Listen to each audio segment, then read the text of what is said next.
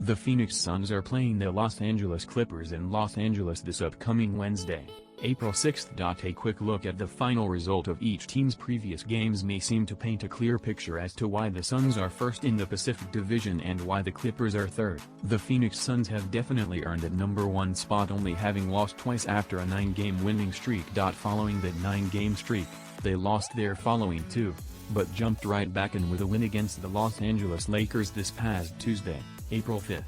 The Phoenix Suns won their franchise record 63rd game of the season against the Los Angeles Lakers, winning 121-110, eliminating the Lakers from the playoff race. The Lakers seemed to take over the majority of the first half of the game, but late into the second quarter, the Suns found their groove and finished off the first half 63-58.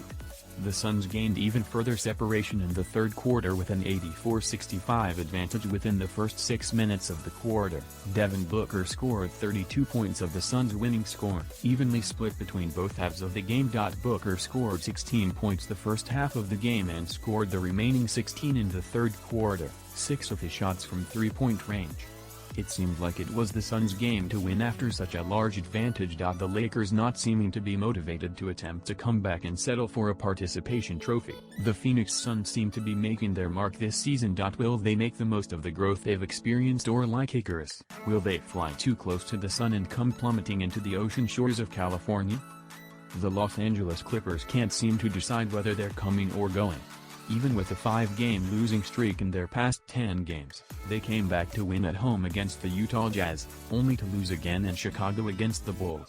The Clippers' last 2 games, however, ended in decent-sized wins, at home and away. A win in Milwaukee this past Friday, April 1, ended 153-119, and a win at home Sunday, April 3 against New Orleans ended 119-100. Marcus Morris Sr.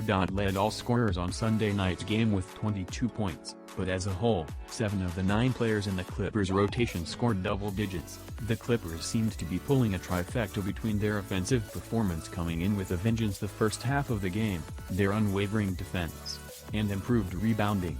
Can the Clippers keep this momentum from Sunday's game, especially with a 2-day reprieve, or will that be cut short yet again? They've clearly got the potential to keep their #3 spot, but will that be enough to survive the rest of the season? There's a pretty obvious winner in this head-to-head match. The Phoenix Suns came into the season with a goal for redemption after last season's loss during the finals, and they are clearly not going down without a fight. Focusing solely on past games this season between the Suns and the Clippers, Phoenix won 2 out of 3. Both of those winning games took place in Phoenix. Could it be due to the Suns' unwavering fanbase, or is it mere coincidence that these losses were in Phoenix territory? If home field advantage makes any bit of difference, the Clippers still have a shot to break even. Los Angeles' only win against Phoenix took place at the end of last year, so the sun they'll be facing this time around at home will be much hotter and brighter. Hopefully the Clippers can cut Phoenix's lights and remind them that #1 is just a temporary title. But let's be honest, that's not happening. The Clippers are getting sunburned.